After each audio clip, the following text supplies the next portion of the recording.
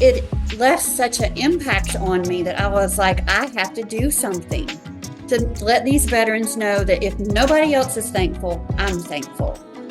And so I'm driving down King Street in downtown Hendersonville, and there's a mural. It had been there since I was a young child, and it was on this 90-foot wall. And I was like, I'm gonna paint that wall. And keep in mind, I've never painted a mural. And I contacted the owner of the building. Well, he wouldn't return my calls. Finally, I just went in there and I was like, listen, I want to paint your building. You don't have to pay me a dime, but let me have your building. I told him my goal to honor veterans. His dad or mom had been in the Army, so he was like, I'm fine with it. And then I was like, holy cow, like now I'm gonna paint this building. What have I gotten myself into? Exactly. I wasn't expecting him to say yes. Greetings, story fans all around the world. Welcome to Do Tell, a storytelling podcast. For today's stories, we are joined by Andrea Martin, an interior designer, artist, and muralist based here in Hendersonville, North Carolina. Andrea is a native of Henderson County and owns Meliora Cabinetry in downtown Hendersonville. She has painted murals all over the Southeastern United States. And of course, several of those are right here in Henderson County. 3 of them are very prominent in the town, and we will talk about those in a few minutes. Andrea, welcome to Do Tell, the storytelling podcast. Thank you for joining us. So glad to meet you face to face. You as well. Thank you. So tell us, let's start first. We're going to get into murals, but let's start first let's hear a little bit about Andrea. Tell us about your background. So I'm obviously from Hendersonville, North Carolina. My family's so native, we go back to the Indians. Oh, really? Yes. Good. So I have 2 sons that I adore. One's 17 and one's 6. It turns out you can have babies when you're old. And, You're not old. I grew up with my mom was an artist, a very well-known artist. Oh, really? George W. Bush has her paintings. Ariel Sharon, the previous prime minister of Israel. Wow. She's in the catalogs. Can you tell us her name? Ruth Ellen Bowerman. Ruth Ellen Bowerman. Bowerman. Okay. I grew up watching her paint, and it bored me to death. And I was like, I will never do that. What's the old expression? It's like watching paint dry. Yes. I don't think they mean art, but yes. Or painting the walls. But anyway. Yeah. She was a stay-at-home mom. My dad worked, and I would be at school, and the school buses would come back because she would just be so caught up in her painting. And they would call her and be like, can you come get your kid? Wow. But I went to college for architectural design, and I drew houses for 9 years for the floor plans for Biltmore Farms. And then when the economy changed, I went into cabinets, and I've been in cabinets ever since. Wow, fantastic. So how did you become an artist? You said you watched your mother, you weren't interested, but then somehow you got the bug. How did that happen? So my grandfather was a career Army man. He was always gone. He fought in World War II, the Korean War. He was in the Battle of the Bulge, and he got into a tussle with a German, and he ended up he threw a grenade right next to my grandfather. My grandfather was hiding behind a stump, and it blew up, but the stump caught a lot of it, but my grandfather got severely injured, but ended up shooting and killing the German. Wow. But he got he was a hero. He got a Bronze Star, Purple Heart. Back then, Bronze Stars were very hard to get. So he was very heavily medaled. But what I knew from my grandfather, my dad was an off-the-chart athlete at Hendersonville High. Really? He never came to any of my dad's games because he was always overseas fighting the war. Wow. So I knew not just what my grandfather sacrificed, but what my dad sacrificed. Right. Because he never had a dad. Yeah, he wasn't around. Present. Yeah. And so until, he came home and retired, Right. my grandfather was an amazing man, present. But I remember my dad would never cry unless he heard the national anthem. Hmm. And then it would be at a football game, at a NASCAR race, like anything. I would just look down and he would just have tears Every time he heard it. every time. And it just left this, I was like, wow, like this really left an impact on him. I just, even as a small child, I remember always looking up at him when I heard it to see if he was crying. Yeah. And so, or not crying, but teary. Right. Right. And so my friend Marty, my best friend Marty in 2013, she called me and she said, hey, her dad is like my second dad. His name is Charlie Harden. And she was like, hey, dad wants you to paint his tailgate. I was like, Marty, I don't paint. Mom paints, I don't paint. And I was like, well, what does he want? And she said Arlington Cemetery. And I was like, oh, well, that's awesome. Like, I would love to be able to paint Arlington Cemetery because I love the veterans. Yeah. And so I thought, okay, I'm going to do it. And so I thought, worst case, I'll call my mom and she can fix it. And, so I was like, I remembered watching her like using a fan brush for grass. And like, I remembered little things from when I was growing up. And so I just started painting and I painted Arlington Cemetery. I painted those gravestones 6 different times because I don't know if you've ever been to Arlington, but Yeah. no matter where you stand, there's just these rows that are just like the design of that cemetery is phenomenal. Mm-hmm. But it's extremely symmetrical and challenging to paint, especially your first painting. So symmetrical is harder than more Well, abstract things. Is that what you're saying? just making sure they're all in these Oh, perfect perfect. rows, Right. Yeah, I get no it. matter which angle Yeah. you're standing at. Right. Right. Yeah, I know what you're saying. The way, you turn and it's on a diagonal or Yeah, straight, there's always a line right. extending. Yeah, that would be difficult, I can imagine. I can't paint anything, so anything would be difficult. You never know. So tailgate was your first medium. It was. I've never met an artist who said, I paint. What's your medium? Tailgates. Yeah.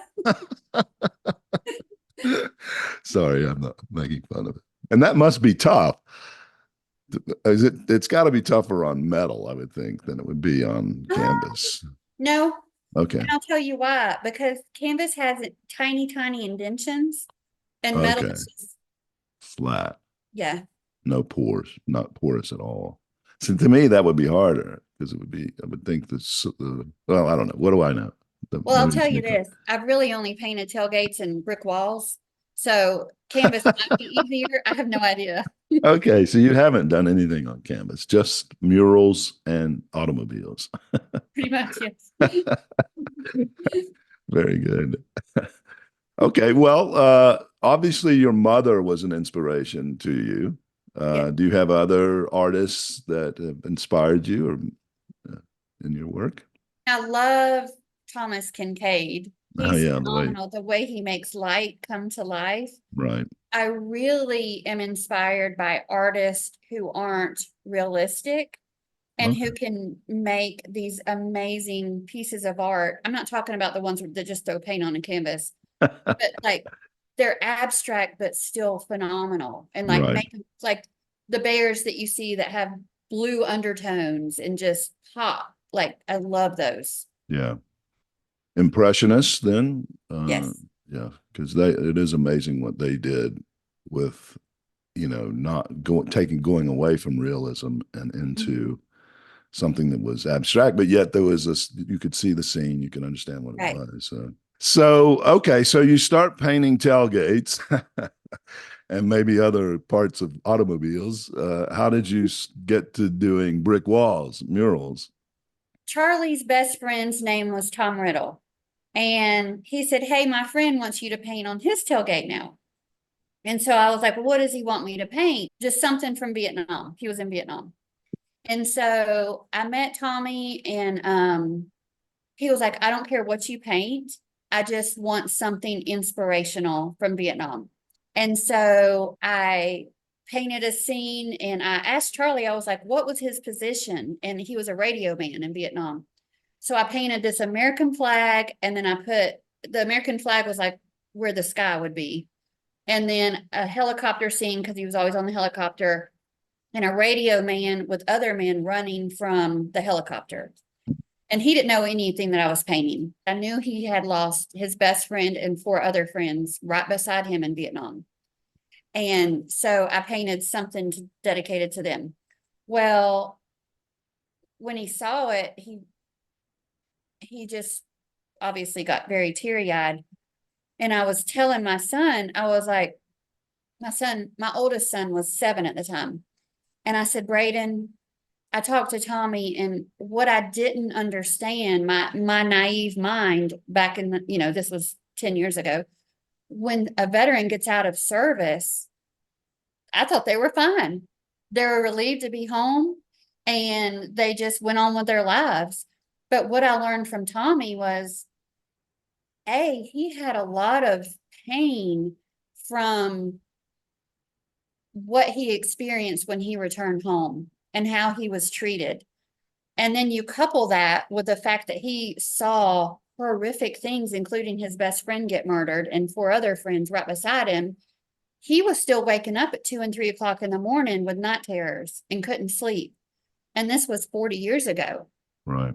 And it blew my mind because I was like, holy cow, he lived, but he still gave his life because of what's going on in his mind. He doesn't have a life like me. Right. And so I was telling Braden, I was like, Braden, we have got to appreciate these men and women. And Braden, in his little 7-year-old heart, said, well, if he's done so much for us, how can you charge him? And I was like, oh, dang, that's a great question. So, Wow. yeah. And so I slept on it. And then the next day I asked Tommy to go to lunch. And I was like, Tommy, this is what Braden said. And so I'm not going to charge you. And he started crying. And he was like, you are the first person to ever thank me. Wow.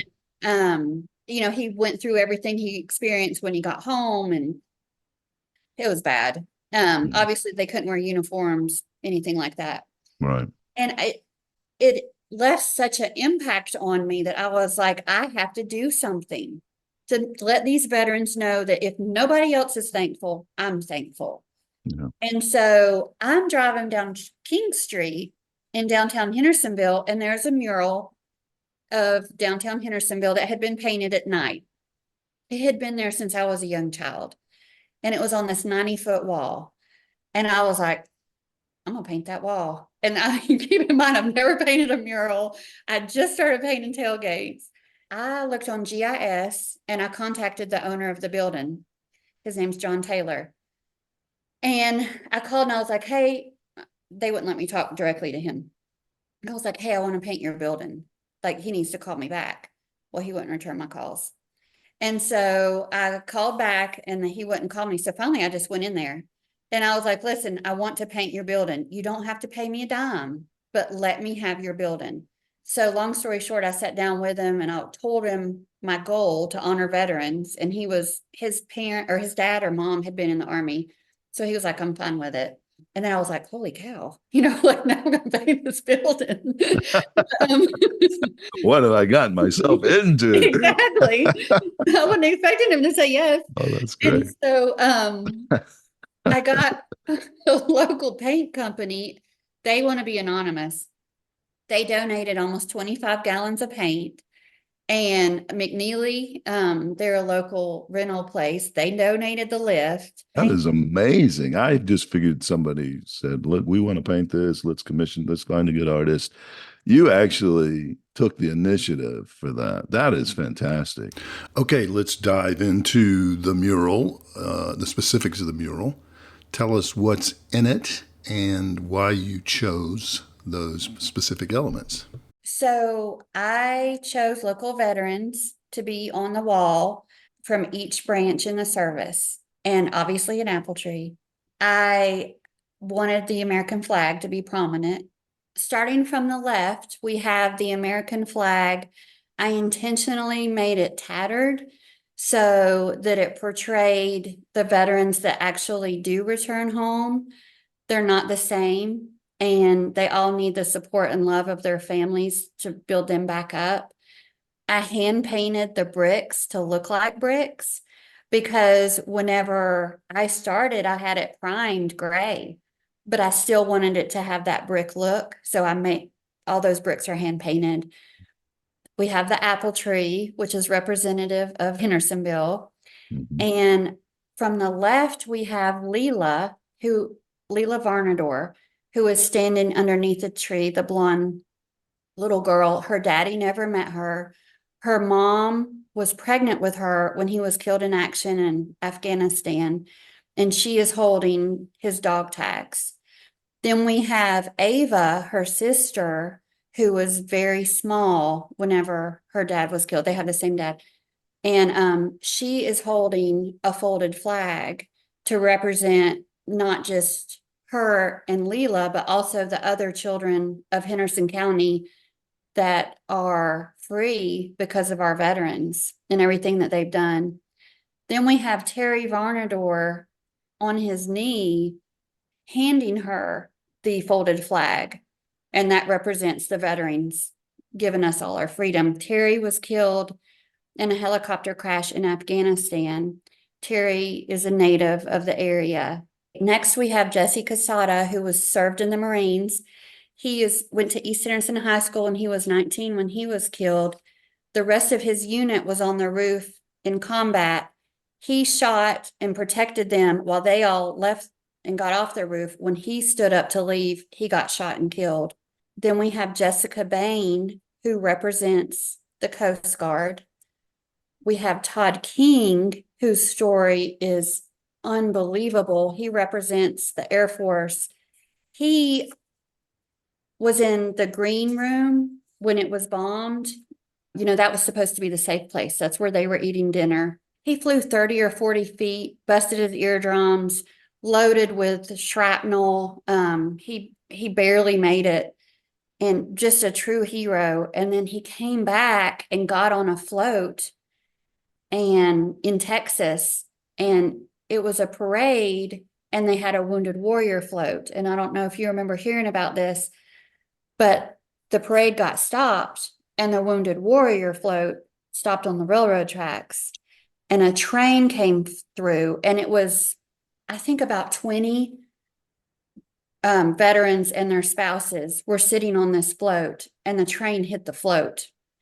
And so it just turned into another combat zone where, you know, people were, of course, died, lost their legs, lost their arms. He went back into rescue mode, helping everybody survive this. This man has been through it. He's an amazing human being and hero. What conflict was Todd in? He was in Operation Iraqi Freedom, and it was the suicide bomber in the Green Zone Cafe in Baghdad. Also, to the right of these men and women is the Battlefield Cross, which represents everybody that was killed in combat. It's a helmet with a gun in the boots. Oh, yes. Okay. Marvelous. Well, let's talk about the challenges of going from concept to final product. First of all, this is your first time painting a mural. What challenges did you face? So the city of Hendersonville only lets you pressure wash up to 100 psi, which is basically spraying it with a water gun, because they don't want to damage the exterior of the building. And keep in mind that the paint was peeling, like it was a mess. And so what we did was we just pressure washed it and then peeled the big chips of paint off by hand. And this is a 90-foot by 20-foot wall. So we did that. And then I had Kills primer put on. There are some local murals in the area, and you'll see that it looks like the paint is fading and they're getting white and they're chipping off, but that's not the paint fading. That is the salt coming through the brick. So the Kills primer prevents that salt from coming through the brick. So that Like these other murals have been painted 3 times since I painted mine in 2016. So that is a very critical step for the life of a mural. But then I rented the lift, which was so much fun just to be up in that bucket. I had so many people stopping by. It took me about 45 days, not consecutive. It took me a year because I did it on the weekends because I work full time. But so many people stopping by to cheer me on or to thank me, or some telling me, hey, you left this off. And I'm like, well, I'm still up here painting, so not technically done. Everybody wants to tell me what I haven't done. But I met the best homeless man named Earl. And Earl was a veteran. And Earl would come see us every night, me and my son Braden, because Braden had to come with me. But Earl would come and we would talk, and he would bring his bicycle for Braden to ride. And I just developed so many great friendships painting that mural. I would just get up on the lift and paint and enjoy the sunrise sometimes because the sun rises facing the mural. That's quite an experience. It was. Very, very challenging, but yet rewarding, isn't it? There were also a lot of car accidents in King Street. So you People were watching me paint. smack. You Yeah. caused a lot of Every them. now and then I'd hear, bam. I'm like, Oh oh no, no. so sorry, people. And then I Hopefully you didn't also, get hopefully they didn't accuse you of the no, problem. but they would say I was watching her paint. Yeah. No, police officers came. Yes, the unknown consequences of mural painting. Behind the scenes, we're breaking it here on Do Tell Podcast. Okay, now we're going to switch to another monumental mural that you've painted here in the county to help beautify in a particular location. The name of it is Get Outside. Yes. Right? The Get Outside mural, which is on the back of a big storage unit now, which used to be a clothing store, a huge clothing store, which we call was called World of Clothing. And it was out of business for a long time, and it had a very ugly sign about the store on the back of it. And Andrea has saved the county from that eyesore by painting a beautiful, huge mural on the back of that big building. Tell us about the Get Outside mural. So again, I saw the graffiti and I saw what happened to this building after the World of Clothing closed. I don't know if you know this about graffiti artists. They're extremely respectful to other artists. So, like, I have had one of my murals tagged in downtown Asheville, but most of the time, they won't tag murals. They'll tag empty buildings because they're very respectful. I did not know that, but I have noticed that murals typically don't get tagged. No. So that's interesting. So they had, obviously, there were some really bad things on this building. And I told my son, I was like, oh, look, there's space shuttles everywhere. And he was like, no, that's not space shuttles. Use your imagination, listeners. Yeah, we're not going to tell you what she's talking about. But so again, I saw this and I'm like, man, this is what people see when they come into Hendersonville. It's 500 feet by 20 feet. It's literally 20 feet off the interstate, a very busy interstate. And I don't want them to think this is what Hendersonville is. And so again, I contacted the owners and I was like, hey, I don't know, what your plans are, because I knew it had just recently been sold. And I was like, I don't know what your plans are, but I would love the opportunity to present something to go on your wall and paint your wall, just to make it look better for coming into downtown Hendersonville. And they called me back, which shocked me. And they said, we would love to talk with you more. We did multiple Zoom calls at Safe Nest out of Charlotte. Storage company, right? Correct. And so I had some ideas. They had some ideas. What they really wanted was a mountain scene. Just something simple and soothing. And which I love. I love the mountains. But again, I'm going back to where I was like, I am not painting what my mama paints. Mountains are boring, when I was 10. So here I am painting 500 foot of mountains. But I got the commission and we decided to do 10 different local mountain scenes to encourage people to, go up to the mural and pick a place to go for a hike or go for a visit. And there's hard hikes and there's easy hikes on the mural. So that's how that got started. Wow, I just assumed, the owners of the building want something nice on their when they look around for an artist, but you again took the initiative Mm-hmm. to heal that eyesore, which was such a huge, for years and years. It was always, even before the graffiti tags, it was not the most beautiful thing to see. So, time to take us through the Get Outside mural. Once again, the specifics. What's in it, and why did you choose those specific scenes and elements? So each scene in this mural is 10 different locations where I would love for families to get out there and go get outside because this is the perfect area for that. Some of the areas are easy to hike. Some of them are a little bit more challenging. Some of them are, no hike. You just pull up in the parking lot and you go. One of my favorite ones for young families is the pink beds. It's on the far right. It's located in Pisgah Forest. Flat trails, paved trails. You can still see a lot. And if you go in that area, there's just so many little cabins and cute things to explore for families. The next one is the Graveyard Fields Upper Falls. Graveyard Fields is called Graveyard Fields because a huge windstorm came through in the 1900s and it was covered in these huge trees and it blew the trees over.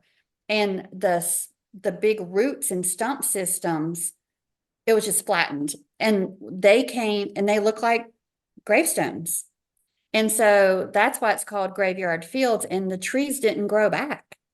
And so some did, but not a lot. And so it's basically like this beautiful field and it's got like wooden walkways that go through it. And it's stunning, especially in the fall. I think that place, I don't know what it is about that valley, but the leaves are just rich and red. And it's the most stunning view in the fall that I've seen in this area year after year after year.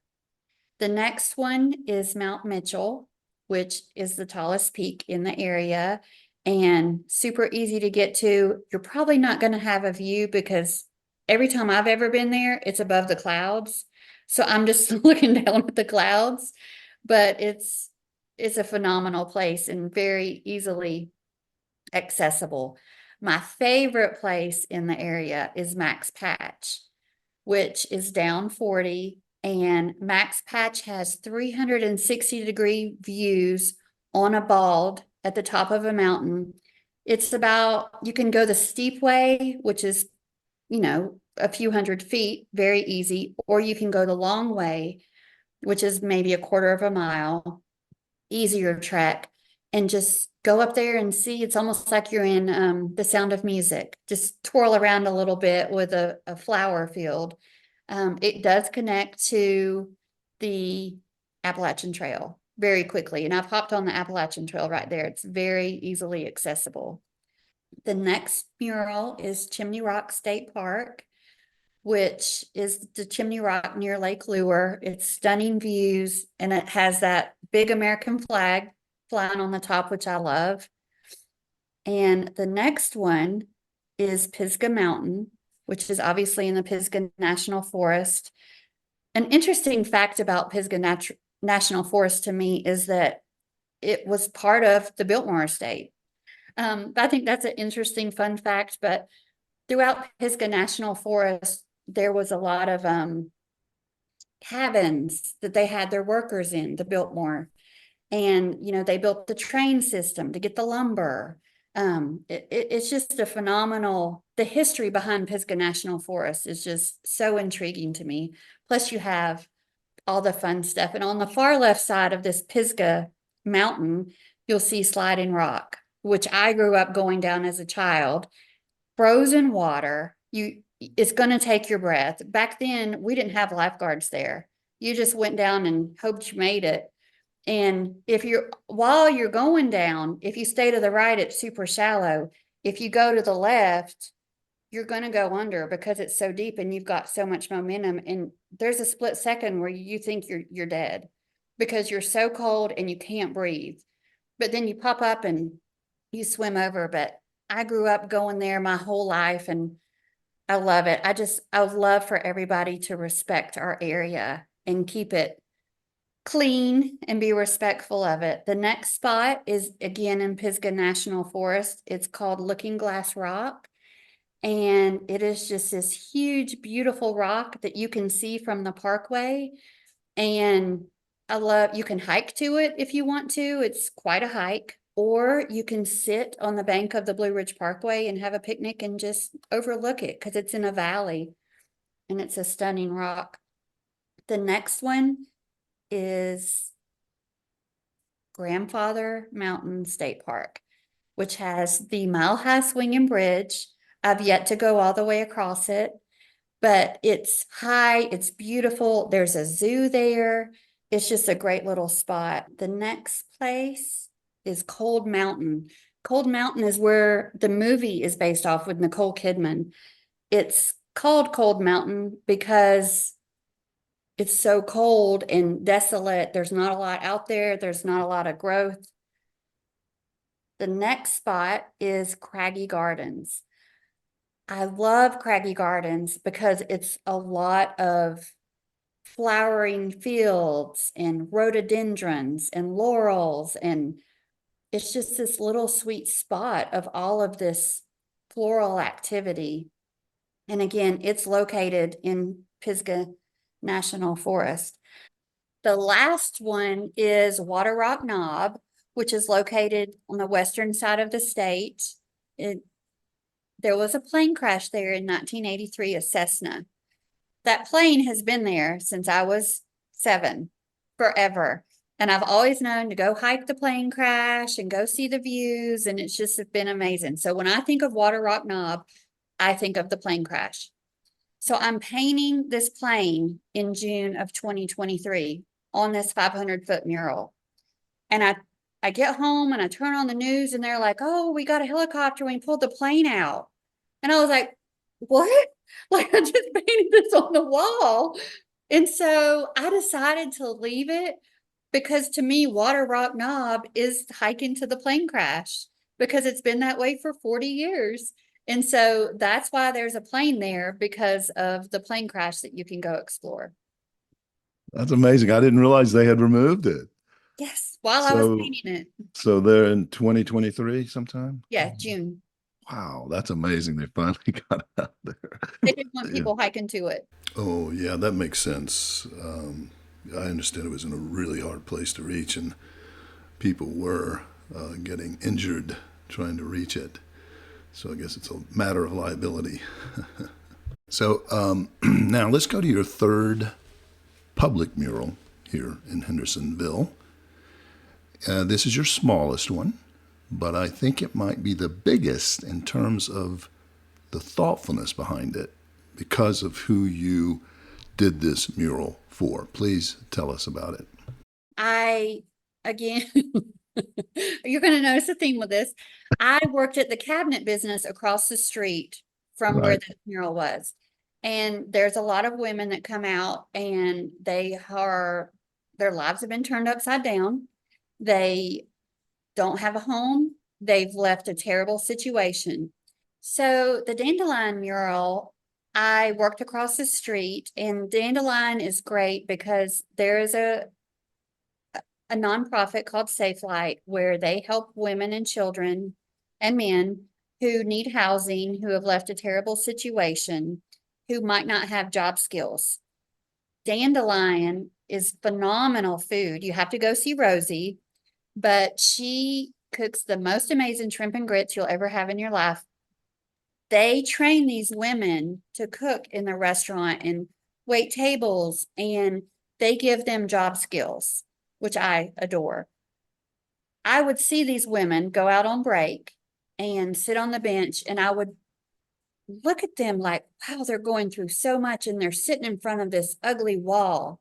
Like, I want to make their lives a little bit better if I can. And so what I did was I asked them if I could donate a mural to their organization next to Dandelion. And they, of course, agreed. So I painted a mountain scene, because you're here in the mountains, with a beautiful sunrise, because I wanted them to know it's a new day. Every day is a new day.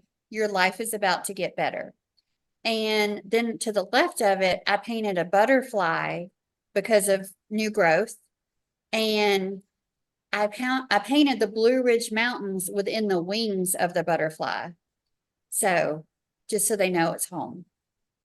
Fantastic. Another great story. What an inspiration this is for me to hear you doing what you're doing, taking the initiative. I'm just really, really moved by it. So congratulations on all of that. Okay, now, Andrea, we have to tell our listeners about a very special national award you got for the Veterans Mural. Tell us about it. Well, that was pretty shocking since it was my first mural ever. But I got a call from the paper, and The local Times News. Bill Moss, Hendersonville Lightning. Oh, Henderson Lightning. He called me and he was like, how do you feel about winning this award? And I had just had a huge mural dedication in September of 2016. This was in December of 2016. And I was like, what are you talking about? And he was like, well, in California, they had a big award ceremony last night, and your mural, the Veterans Mural, won most striking mural in the nation. And I was so honored, but I was also so happy that people were recognizing the veterans and putting a glimpse to this mural. In my opinion, the more people that see, the better. Right. And what was the organization that awarded it? America in Bloom is a nationwide organization that goes around to small towns and large towns to see what improvements they've made. And then they base awards off of your downtown, your planters, your flowers, your murals. Like, what are you doing to make your town better? And so America in Bloom toured downtown Hendersonville, and then they had an award ceremony in California, and the Veterans Mural was awarded most striking mural in the nation in 2016. Wow. What a well-deserved honor. Congratulations, Andrea. Now, I want to revisit the fact that you've done murals all over the Southeast. You have been very prolific, as I understand it from my research for this interview. You've done 25 murals? Over 25, all over the Southeast. Mm-hmm. So you've done so many, you don't even know the exact count. You can only say over 25. Correct. And I've just got commissioned potentially to do a huge one in downtown Asheville. Fantastic. On the side of a building. And your murals are all over the Southeast. Did I get that right? Correct. Okay. Florida, Charlotte, Lake Norman, all over. Okay, great.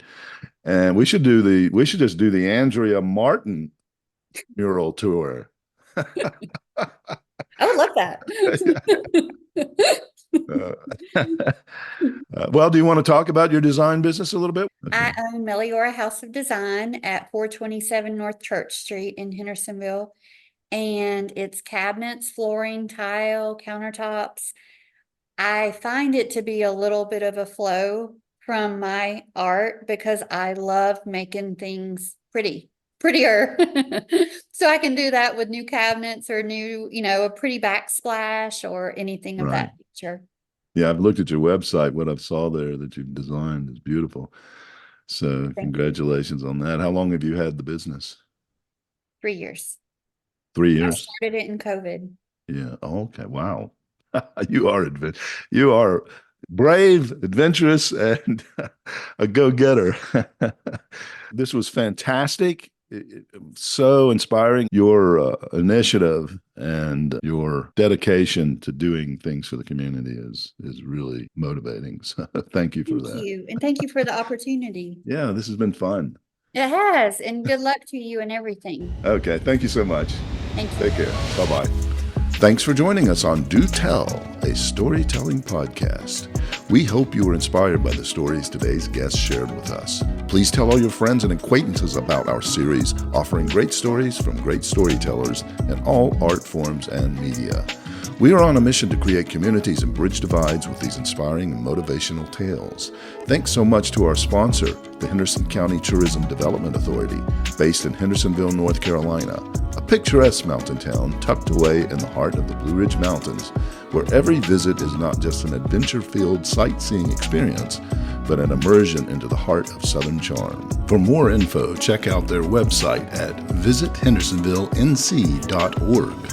Thanks also to the nonprofit STEEP Incorporated, STEAP, which stands for Storytelling, Education, and Arts Programs. STEEP's motto is Connecting Communities with Stories, and they are dedicated to creating programs that widen social awareness and cultural appreciation across diverse communities. Learn more about STEEP at steep.net. Please like, follow, and subscribe to the podcast and help us continue to connect those communities.